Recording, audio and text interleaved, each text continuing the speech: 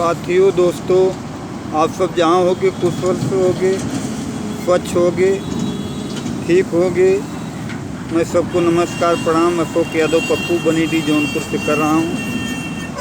लेकिन कहना भैया, स्वामी गुरु बिहारी रमन, स्वामी गुरु बिहारी रमन हीरा स्वर के वापी, कवि मंगल का लेखनी अशोक यादव पप्पू गाते हो।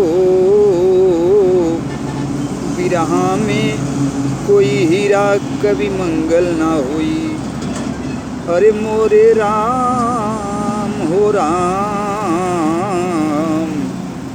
बिरहा में कोई हीरा कभी मंगल यादव ना हुई। बिरहा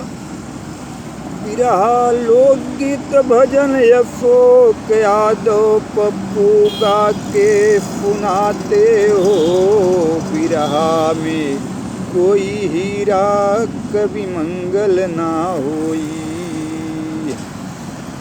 बिरहा अशोक यादव पप्पू गा के सुनाते हो।